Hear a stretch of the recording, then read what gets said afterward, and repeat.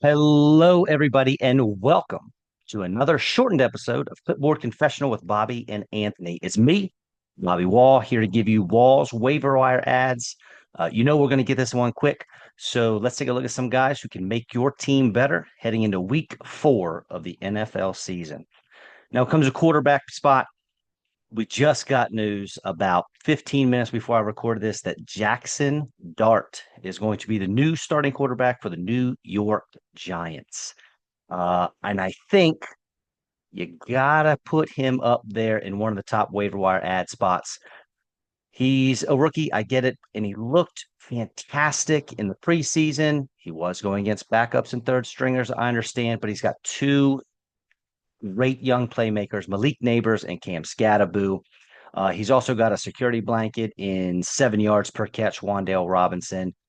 Not to mention, he's got a coaching staff and a front office who, if they had one wish outside of keeping their jobs, it would be that Jackson Dart was successful so that they can keep their jobs.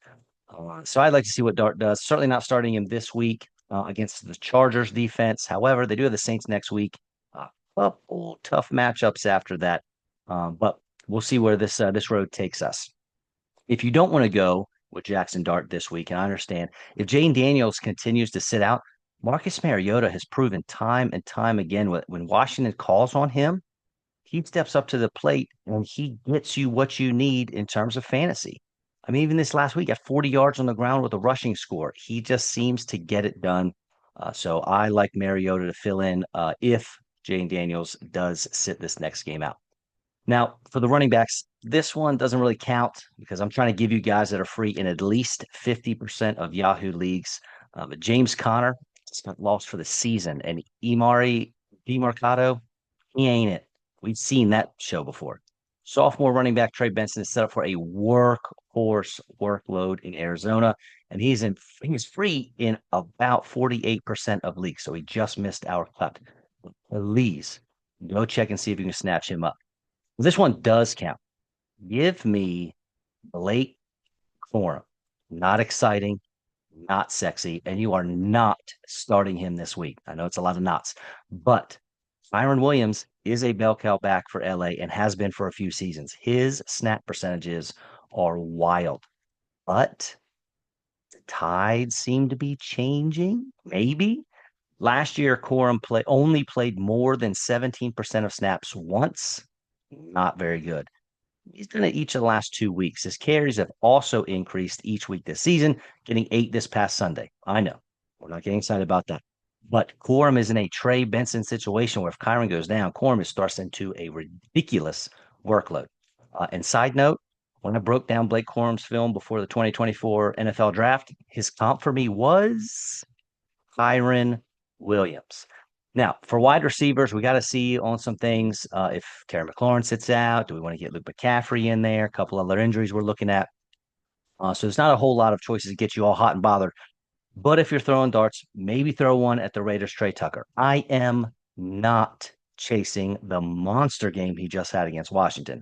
But Tucker has 2 games with double-digit fantasy points, which is more than a lot of our so-called stud wide receivers can say. Brock Bauer seems probably more banged up than we thought.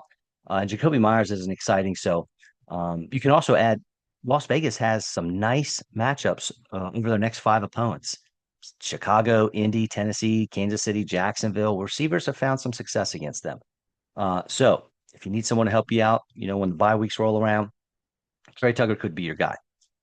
And if you thought the wide receiver cupboard is bare, the tight ends don't even have a cupboard. That being said, Brenton Strange, I think we've talked about him on the waiver wire show before, the Jacksonville Jaguars. He's averaging right around 7 points per game in half PPR. But that still makes him tight end 13 overall. Next on the docket are the San Francisco 49ers, who have just given up a touchdown to the tight end position each of the last 2 weeks. All right, folks, that's it. Thank you so much for listening. Hopefully you enjoyed the show. Make sure you check out our regularly scheduled program later this week. And please like, subscribe, heart, whatever you got to do to help us out. I am Bobby Waugh from Clipboard Confessional with Bobby and Anthony, and I am